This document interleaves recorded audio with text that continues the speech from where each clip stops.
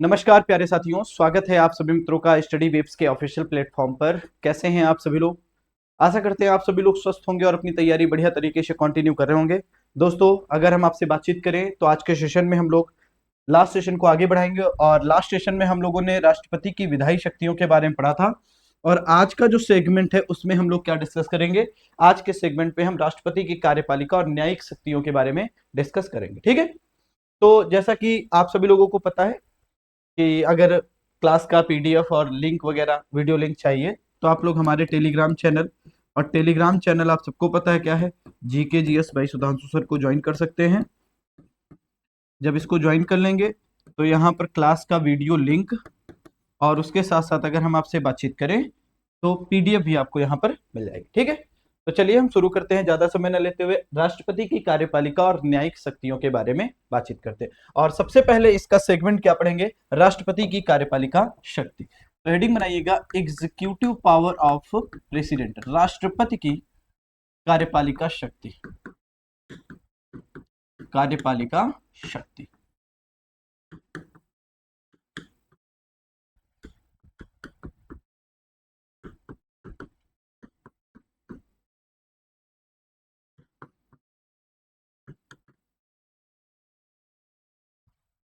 Executive power of president. ठीक, चलिए शुरू करते हैं। अब आप सब लोगों ने राष्ट्रपति को डिटेल में पढ़ा। आर्टिकल 52 से लेकर 62 तक मैंने प्रेसिडेंट, संघ की कार्यपालिका के बारे में जब हमने बातचीत करा था तो संघ के बारे में जब बताया था तो आर्टिकल 52 से लेकर 62 तक डिटेल में करा था। और उसी में अगर आप देखो तो आर्टिकल 52 कहता है राष्ट्रपति के बारे में कि भारत का एक राष्ट्रपति होगा, there should be a president of India. Article 53 कहता है राष्ट्रपति की कार्यपालिका शक्ति। तो बेसिकली आर्टिकल 53 से हम डिस्कस करते हैं और अनुच्छेद 53 क्या कहता है, राष्ट्रपति की जो कार्यपालिका शक्ति है, या दूसरी भाषा में अगर हम आपसे बातचीत करें ये क्या कहेगा, राष्ट्रपति की कार्यपालिका शक्ति। कार्यपालिका शक्ति। और ये क्या कहता है, ये कहता है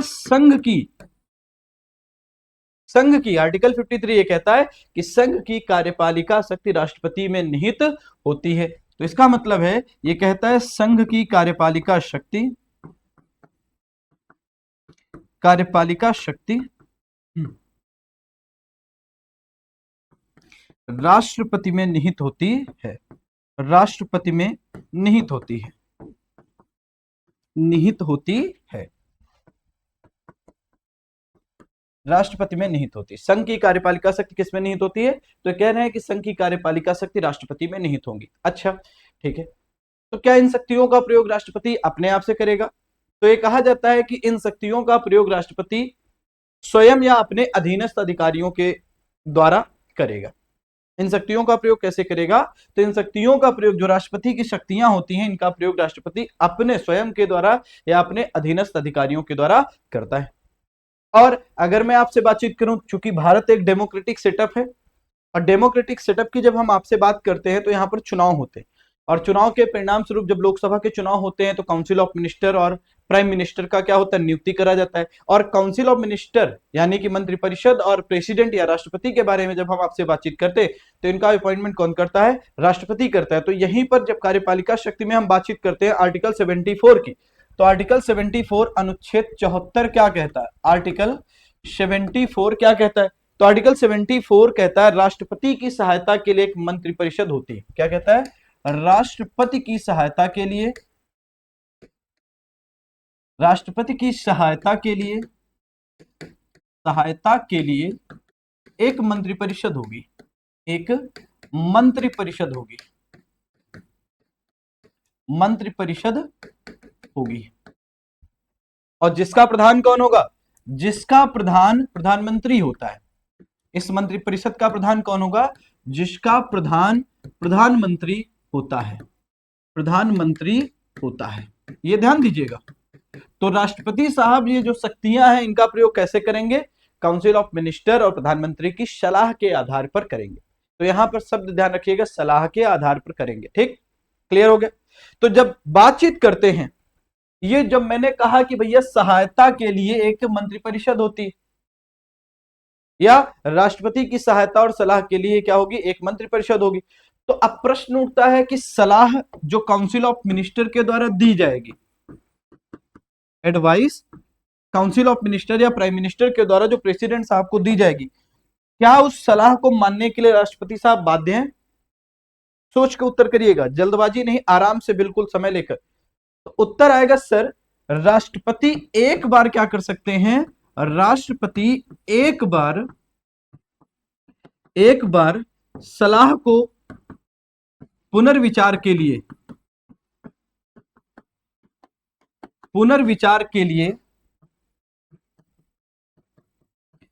लौटा सकते हैं कि भाई मंत्रिपरिषद के पास वापस भेज दिया कि जरा इस पर फिर से विचार कर लो। अगर पुनर्विचार के बाद वही सलाह ज्यों का त्यों बिना किसी चेंजमेंट के साथ फिर से राष्ट्रपति को भेज दी जाती है, तो दोबारा में राष्ट्रपति क्या होंगे, सलाह को मानने के लिए बाध्य होंगे। दोबारा में क्या होगा, दोबारा में राष्ट्रपति सलाह मानने के लिए बाध्य होंगे, सलाह मानने के लिए बाध्य होंगे,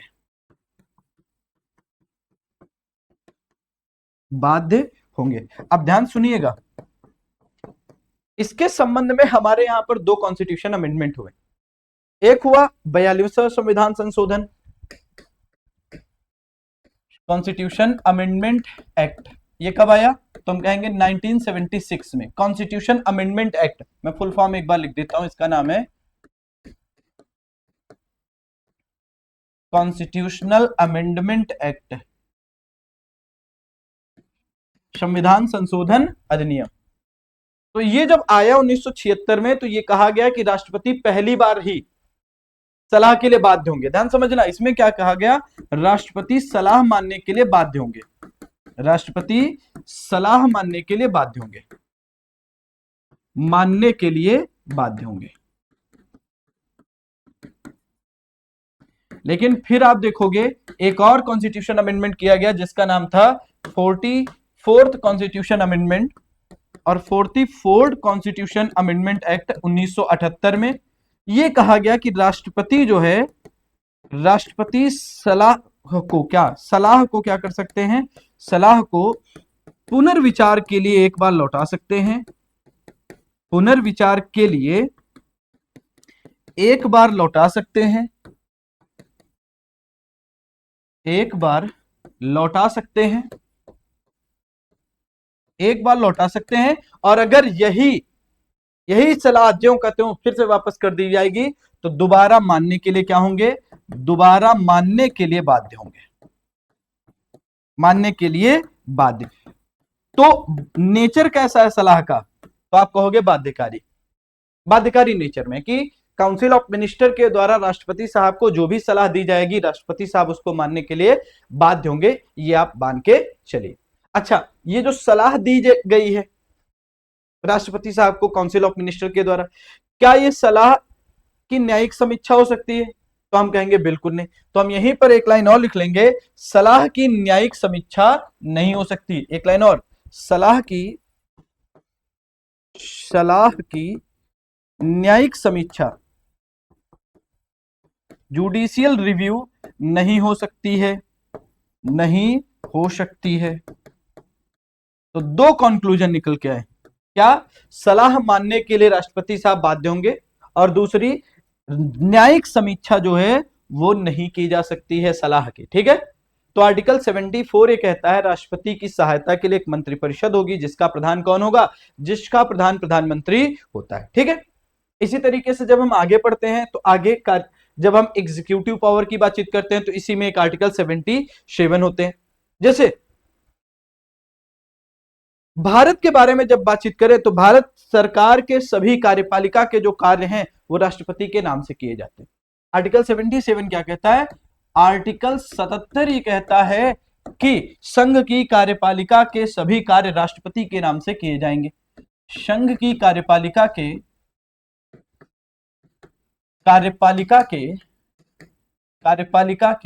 सभी कार्य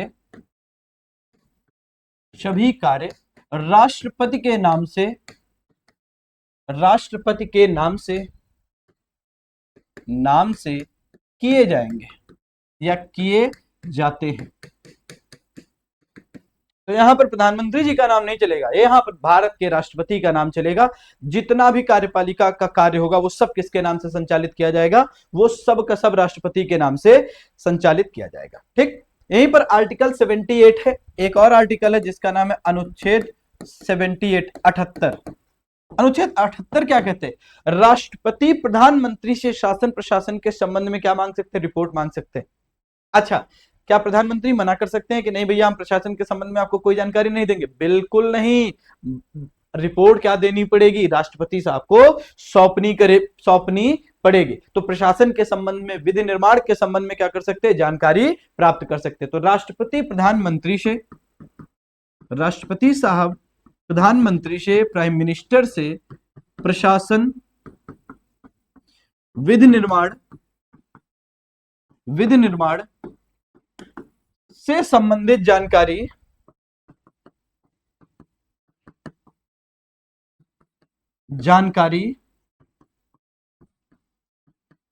प्राप्त कर सकते हैं।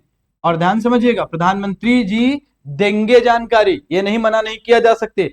तो पीएम का कर्तव्य क्या होगा, पीएम का कर्तव्य होगा कि वह राष्ट्रपति साहब को संबंधित विषय की जानकारी उपलब्ध कराए। तो प्रधानमंत्री का यह कर्तव्य होगा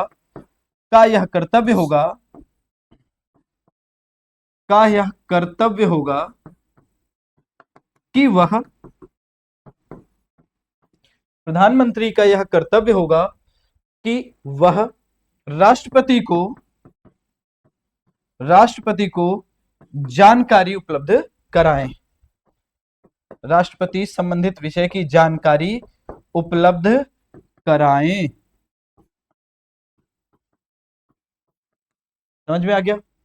तो ये प्राइम मिनिस्टर की ड्यूटी होगी कि वो जो भी इंफॉर्मेशन राष्ट्रपति साहब मांग रहे हैं उसकी जानकारी क्या करें, उसको राष्ट्रपति साहब को दें। ठीक, इसके बाद अगर हम आपसे बातचीत करें तो राष्ट्रपति साहब के द्वारा विभिन्न पदाधिकारियों की नियुक्ति करी जाती। तो एक हेडिंग करिएगा, राष्ट्रपति के द्वारा विभिन्न पदाधिकारियों की नियुक्ति। तो राष्ट्रपति कौन कौन से पदाधिकारियों की नियुक्ति करते हैं, राष्ट्रपति के द्वारा विभिन्न पदाधिकारियों की नियुक्ति, विभिन्न पदाधिकारियों की नियुक्ति, विभिन्न पदाधिकारियों की नियुक्ति, राष्ट्रपति के द्वारा विभिन्न पदाधिकारियों की नियुक्ति। ठीक है, कौन कौन से पदाधिकारी नियुक्ति करेंगे? तो सबसे पहले अगर हम आपसे बातचीत करें, आर्टिकल 75 क्या कहता है, प्रधानमंत्री के संबंध में बातचीत करें तो प्रधानमंत्री राष्ट्रपति के प्रसाद पर्यंत ही पद ग्रहण करते हैं। तो पहली बात, प्रधानमंत्री राष्ट्रपति के प्रसाद पर्यंत पद धारण करते हैं। मतलब आप समझिए, राष्ट्रपति क्या करेगा, राष्ट्रपति प्रधानमंत्री साहब को अपॉइंट करेंगे। समझ में आया? राष्ट्रपति क्या होगा, प्रधानमंत्री को अपॉइंट करेगा। जैसे मान लीजिए आपको पता है 2024 में इलेक्शन हुए और बीजेपी के गठबंधन वाली सरकार, जिसको आप एनडीए के नाम से जानते हैं, एनडीए सत्ता में मतलब जीत हासिल करी लोकसभा के इलेक्शन में। तो बेसिकली हुआ क्या, अब प्रधानमंत्री मोदी को किसने नियुक्त किया है, राष्ट्रपति साहब ने नियुक्त किया है। और मान लीजिए क्या कभी ऐसा हो सकता है कि प्रसाद पर्यंत का क्या मतलब होता है, मतलब राष्ट्रपति की इच्छानुसार पद पर धारण रहेंगे। अगर राष्ट्रपति को ऐसा लग जाए कि संसद में क्या है, बीजेपी का जो बहुमत है वो छीड़ हो रहा है, वो कम हो रहा है, गड़बड़ा रहा है, तो ऐसी स्थिति में आप देखोगे राष्ट्रपति साहब क्या करेंगे, प्रधानमंत्री साहब को बर्खास्त कर देंगे, लोकसभा को सस्पेंड करा जा सकता है, लोकसभा को भंग करने की शक्ति। इसीलिए प्रसाद पर्यंत का मतलब ये इच्छा के अनुसार। और दूसरा, जब हम कहेंगे प्रधानमंत्री राष्ट्रपति के प्रसाद पर्यंत पद धारण करते हैं, तो दूसरा यहां पर आप ध्यान सुनिएगा, दूसरा यह है कि भैया मंत्रिपरिषद किसके प्रसाद पर्यंत पद धारण करेगा, मतलब जितनी आपकी राष्ट्रपति के प्रसाद पर्यंत ही पद धारण करेंगे, जो भी मिनिस्टर्स होंगे वो उनको भी नियुक्त कौन करेगा। हालांकि सलाह दी जाती है प्रधानमंत्री के द्वारा, लेकिन नियुक्ति कौन करता है, तो प्रधानमंत्री की नियुक्ति और मंत्रिपरिषद की नियुक्ति, प्रधानमंत्री और काउंसिल ऑफ मिनिस्टर की नियुक्ति, council of minister are appointed by appointed by president of India, या राष्ट्रपति के द्वारा इनको क्या किया जाएगा, अपॉइंट करा जाएगा। ध्यान दीजिएगा, इसमें तीसरा नाम नहीं आएगा। और यहां पर यह शब्द प्रसाद पर्यंत इच्छा के अनुरूप ही पद धारण करेंगे। तो प्रधानमंत्री और मंत्रिपरिषद को कौन नियुक्त करेगा, तो आप सिंपल सी भाषा में कहोगे प्रधानमंत्री और मंत्रिपरिषद की नियुक्ति राष्ट्रपति के द्वारा किया जाएगा। मंत्रिपरिषद की नियुक्ति प्रधानमंत्री की सलाह के आधार पर राष्ट्रपति करेंगे। प्रधानमंत्री जी कहेंगे कि भैया इनको रक्षा मंत्रालय दे दो, तो रक्षा मंत्रालय उनको दिया जाएगा। प्रधानमंत्री साहब कहेंगे इनको गृह मंत्रालय दे दो, ये अमित शाह को, चाणक्य को, है ना, उसको दे दिया जाएगा, क्या, उसको गृह मंत्रालय दे दिया जाएगा। इस तरीके का काम होगा। तो काउंसिल ऑफ मिनिस्टर जो होगा वो प्रधानमंत्री की सलाह से, शब्द को ध्यान में सुनिएगा, प्रधानमंत्री की सलाह से मंत्रिपरिषद की नियुक्ति कौन करता है, राष्ट्रपति करते हैं। ध्यान दीजिएगा। इसके साथ साथ अगर हम अगली बातचीत करें तो राज्यपाल, उपराज्यपाल और प्रशासकों की नियुक्ति। राज्यपालों की नियुक्ति, राज्यों में राज्यपाल, उपराज्यपाल, लेफ्टिनेंट गवर्नर की बातचीत करें उप राज्यपाल, या अगर बातचीत करें आपसे प्रशासकों की नियुक्ति, प्रशासकों की नियुक्ति ये कौन करता है, ये नियुक्ति भी राष्ट्रपति साहब के द्वारा की जाती है। तो राज्यपाल भी बनाए जाएंगे, हालांकि काउंसिल ऑफ मिनिस्टर सलाह देगा, काउंसिल ऑफ मिनिस्टर की सलाह के आधार पर राष्ट्रपति साहब इनको अपॉइंट करेंगे। ठीक है।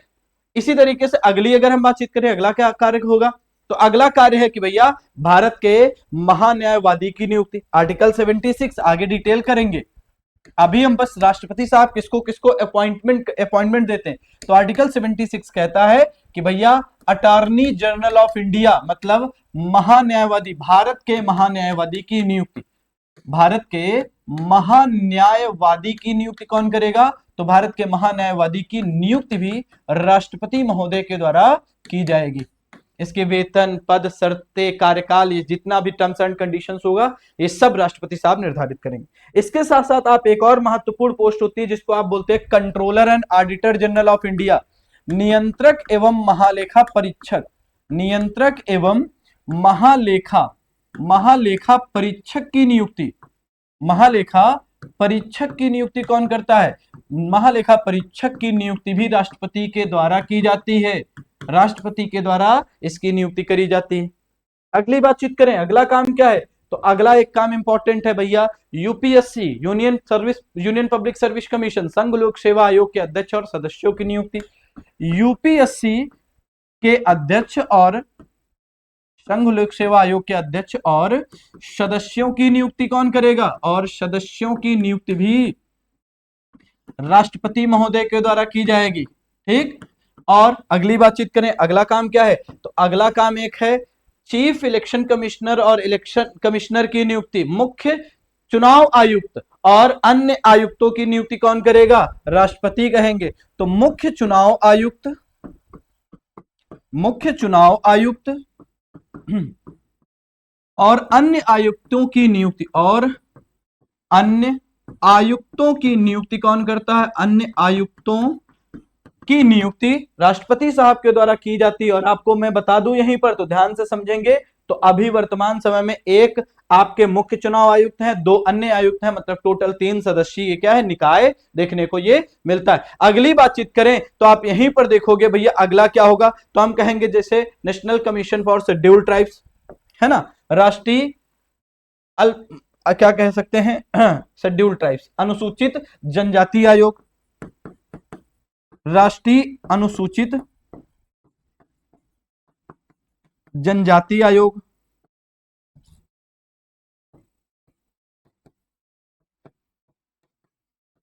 National commission for scheduled tribes है ना। इसी तरीके से राष्ट्रीय अनुसूचित जाति आयोग, national commission for scheduled caste, इसकी नियुक्ति। इसी तरीके से राष्ट्रीय पिछड़ा वर्ग आयोग, पिछड़ा वर्ग आयोग, national commission for backward classes, national commission for backward classes, इसकी अध्यक्ष और सदस्यों की नियुक्ति। इसके साथ साथ अगर हम आपसे बातचीत करें अगला क्या होगा, तो आप यहीं पर ध्यान से देखेंगे, अगले की बातचीत करें तो आप देखोगे राष्ट्रीय अल्पसंख्यक आयोग, राष्ट्रीय अल्पसंख्यक आयोग, नेशनल माइनॉरिटी कमीशन, राष्ट्रीय अल्पसंख्यक आयोग के अध्यक्ष, नेशनल माइनॉरिटी कमीशन, राष्ट्रीय महिला आयोग, national commission for women, national commission for minorities, NCM, और राष्ट्रीय महिला आयोग, महिला आयोग, national commission for womens, national commission for womens, ठीक है। इसके साथ साथ national commission for human right, national commission for human right, या राष्ट्रीय मानवाधिकार आयोग, राष्ट्रीय मानवाधिकार आयोग के अध्यक्ष और आयोग के अध्यक्ष और सदस्यों की नियुक्ति, ये सब कौन करेगा? तो ये सब का सब प्रेसिडेंट साहब के द्वारा की जाती है। तो ध्यान रखिएगा, अभी आगे डिटेल करेंगे। राष्ट्रीय अल्पसंख्यक आयोग, राष्ट्रीय महिला आयोग, राष्ट्रीय मानवाधिकार आयोग, national commission for backward classes, national commission for scheduled caste, national commission for scheduled tribes. आगे जब हम पॉलिटी पढ़ते चलेंगे, कॉन्स्टिट्यूशन वाला सेगमेंट पढ़ते चलेंगे, तो हम क्या करेंगे, इन सबको डिटेल में करना। अभी हम बस बता रहे हैं कि कार्यपालिका जो कार्य होते हैं, राष्ट्रपति के जो एग्जीक्यूटिव वर्क होते हैं, उनमें से ये एक महत्वपूर्ण कार्य आता है, विभिन्न पदाधिकारियों की नियुक्ति। इसके साथ साथ फाइनेंस कमीशन, वित्त आयोग की नियुक्ति, फाइनेंस कमीशन को पूरा लिख लो, वित्त आयोग की नियुक्ति, ठीक। इसके साथ साथ अगर हम आपसे बातचीत करें तो आप देखते हो और क्या होगा, और देखोगे भैया सेना प्रमुखों की नियुक्ति, सेना प्रमुखों की नियुक्ति, सेना प्रमुखों की नियुक्ति, ठीक है। तो ये सब कौन करता है? ये सब का सब काम जो होता है वो आप देखोगे किसके द्वारा किया जाएगा, ये आपके प्रेसिडेंट महोदय के द्वारा किया जाएगा, ठीक है। तो ये कुछ हमने क्या डिस्कस किया, ये हमने कुछ कार्यकारी कार्यों के बारे में डिस्कस किया। हमने सिंपल सी भाषा में पढ़ा राष्ट्रपति की कार्यपालिका शक्ति में जो अपॉइंटमेंट्स हैं, तो किनको किनको अपॉइंटमेंट करता है ये। अब हम दूसरा सेगमेंट पढ़ते हैं, राष्ट्रपति की न्यायिक शक्तियां। तो हेडिंग करो राष्ट्रपति की न्यायिक शक्तियां, राष्ट्रपति की न्यायिक शक्तियां, जुडिशियल पावर ऑफ प्रेसिडेंट,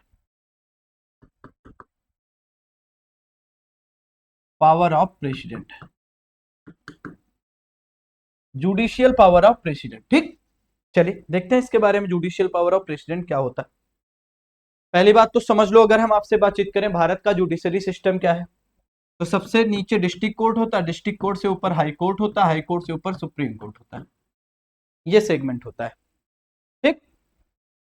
कोई अपराध हुआ आपसे, तो सबसे पहले अपराध जो है डिस्ट्रिक्ट कोर्ट में जाएगा, डिस्ट्रिक्ट कोर्ट में सजा दे दी गई, सजा देने के बाद आपको लगता है आप डिस्ट्रिक्ट कोर्ट के न्याय से संतुष्ट नहीं हुए, तो आप इसको आगे अपील कर सकते हो हाई कोर्ट में, और हाई कोर्ट में भी आपको सजा दे दी गई और आप हाई कोर्ट के न्याय से भी असंतुष्ट हो, तो ऐसी स्थिति में आप हाई कोर्ट के वर्डिक्ट के अगेंस्ट सुप्रीम कोर्ट में क्या कर सकते हो, अपना मामला दायर करा सकते हो। और सुप्रीम कोर्ट भी अगर क्या करे, आपको सजा दे दे, तो ऐसी स्थिति में आप राष्ट्रपति के पास जा सकते हो क्षमा के लिए। मान लीजिए कोई ऐसा अपराध हो गया है किसी व्यक्ति से जो मृत्यु दंड का सजा प्राप्त हुआ है, तो ऐसी स्थिति में मृत्युदंड के संबंध में अगर मान लीजिए क्या करना है कि आपको क्षमा प्राप्त करनी है, आपको राष्ट्रपति से क्या करना है, राष्ट्रपति से आपको न्याय चाहिए, तो ऐसी स्थिति में हमने आर्टिकल 72 पढ़ाया था और जिसमें हमने डिटेल करा था कि राष्ट्रपति की क्षमादान की शक्ति, याद आया किसी को? और डिटेलिंग करा था आर्टिकल 72 क्या कहता है, क्षमादान की शक्ति, क्षमादान की शक्ति। और क्षमादान की शक्ति में हमने क्या कहा, राष्ट्रपति 5 प्रकार से लोगों को क्षमा कर सकता है, 1 2 3 4 और 5। पहला तो क्षमा कर देना, पूरा माफ कर देना, खत्म काम, जाओ। कोई भी अपराध किए हो, राष्ट्रपति साहब किसी ग्राउंड को आधार देते हुए आपको क्या कर सकते हैं, माफ कर सकते हैं। दूसरा आप क्या कर सकते हैं, दूसरे की बातचीत करें, दूसरा क्या कर सकते हैं, राष्ट्रपति साहब लघुकरण कर सकते हैं, कम्युनिकेशन कर सकते हैं, लघुकरण कर सकते हैं। फांसी की सजा मिली थी, कौन सी सजा मिली थी, फांसी की सजा मिली, तो उसको आजीवन कारावास में बदल सकते हैं, लघुकरण कर सकते हैं, कम कर सकते हैं।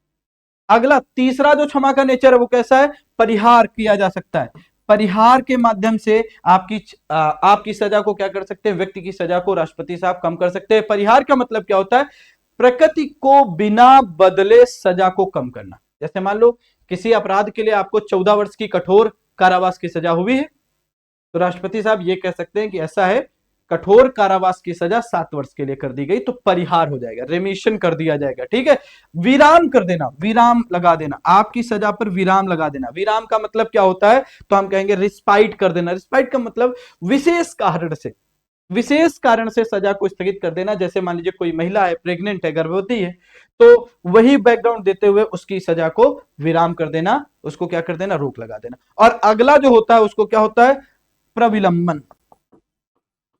प्रविलंबन, प्रविलंबन का मतलब क्या होता है, प्रविलंबन के बारे में बातचीत करें। रिप्राइव का मतलब क्या होता है, प्रविलंबन के बारे में बातचीत करें तो प्रविलंबन का मतलब होता है, जैसे मान लीजिए किसी व्यक्ति को यहां से मृत्युदंड मिला, डिस्ट्रिक्ट कोर्ट से, हाई कोर्ट से भी मृत्युदंड मिला और सुप्रीम कोर्ट से भी मृत्युदंड मिला। ठीक, कोई दिक्कत वाली बात नहीं, मृत्युदंड मिल गया।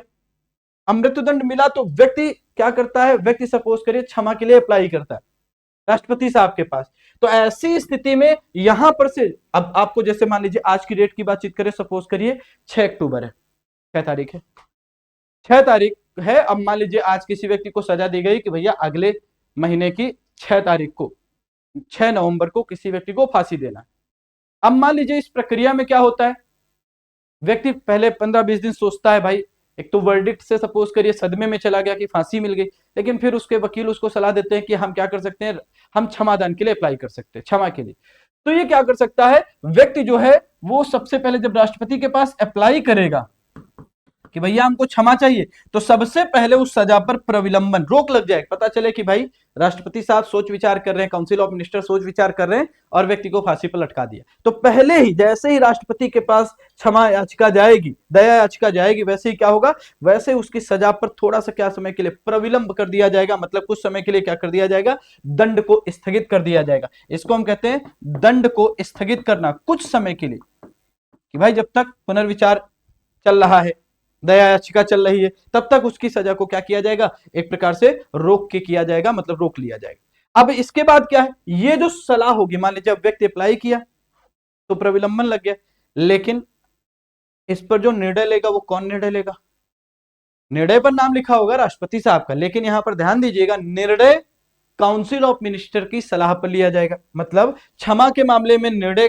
क्या होता है, तो क्षमा के मामले में निर्णय, क्षमा के संदर्भ में निर्णय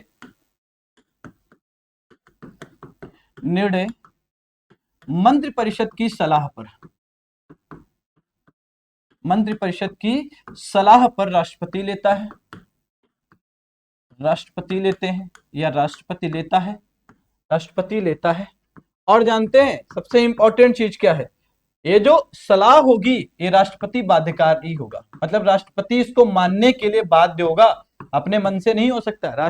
सलाह क्या होगी, बाध्यकारी नेचर की होगी। ठीक है, बस यहां पर ध्यान दीजिएगा बार बार कि भैया एक बार सलाह को पुनर्विचार के लिए लौटा सकते हैं अगर ठीक है, नहीं तो बाकी बाध्यकारी नेचर आपको यहां पर देखने को मिलेगा। ठीक है, आगे बातचीत करें। अगला जो है आर्टिकल 72 के अंतर्गत दिए गए जो भी निर्णय होंगे, मंत्रिपरिषद के द्वारा जो भी सलाह दी जाएगी राष्ट्रपति को, उसकी न्यायिक समीक्षा नहीं होगी, उसका आप न्यायिक पुनरावलोकन नहीं कर सकते हो।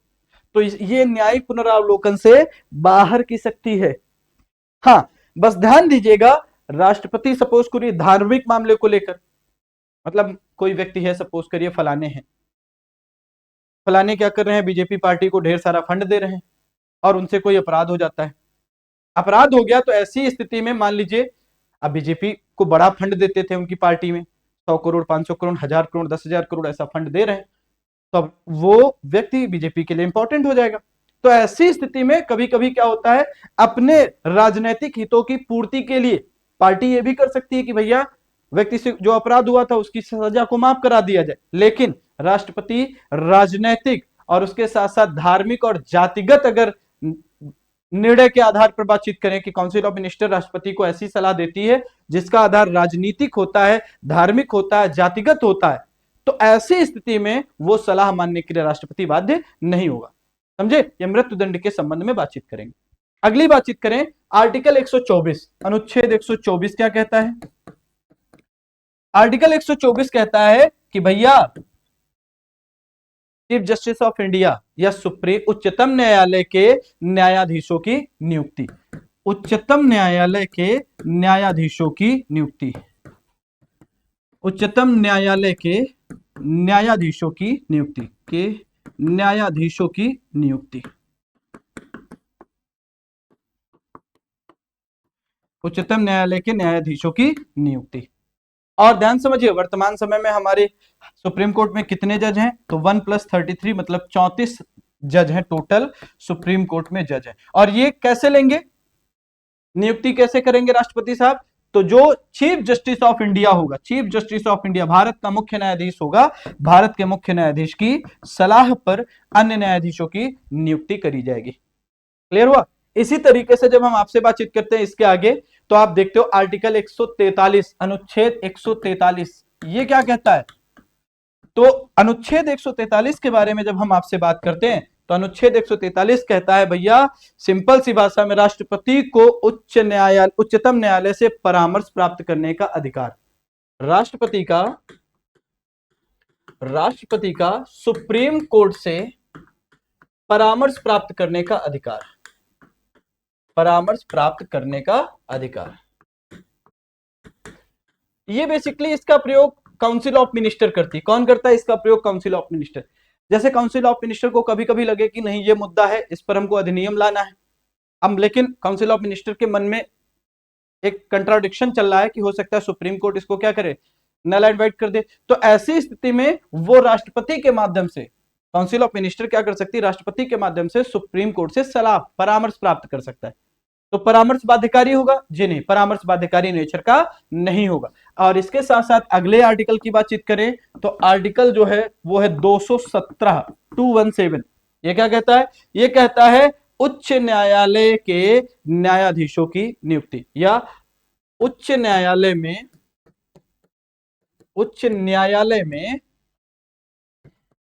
न्यायाधीशों की नियुक्ति, न्यायाधीशों की नियुक्ति।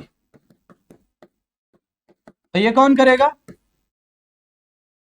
हमारे प्रेसिडेंट साहब करेंगे। लेकिन इसके संबंध में तो आप कहोगे चीफ जस्टिस ऑफ इंडिया और संबंधित राज्य के जो राज्यपाल होंगे उनकी सलाह के आधार पर, chief justice of India plus राज्यपाल की सलाह के आधार पर राष्ट्रपति साहब हाई कोर्ट के जजेस को अपॉइंट करेंगे। अब प्रश्न उठता है डिस्ट्रिक्ट कोर्ट के जज कौन अपॉइंट करेगा? तो राज्यपाल साहब करेंगे, राज्यपाल साहब करेंगे, समझ रहे हैं? तो हाई कोर्ट के जो चीफ जस्टिस होंगे उनकी सलाह के आधार पर राज्यपाल साहब क्या करेंगे? राज्यपाल साहब डिस्ट्रिक्ट कोर्ट के जजेस को अपॉइंट करेंगे। ठीक है, तो ये वाला सेगमेंट इतना हमने किया राष्ट्रपति के बारे में। ठीक है, अब हम आगे जब हम आपसे बात करेंगे तो अगला है प्रधानमंत्री टॉपिक के बारे में पढ़ेंगे। लेकिन अब प्रधानमंत्री को रोकेंगे क्योंकि राष्ट्रपति के बारे में डिटेल कर लिया। आप किसी अगले सेगमेंट में हम ज्योग्राफी के टॉपिक को डिस्कस करेंगे।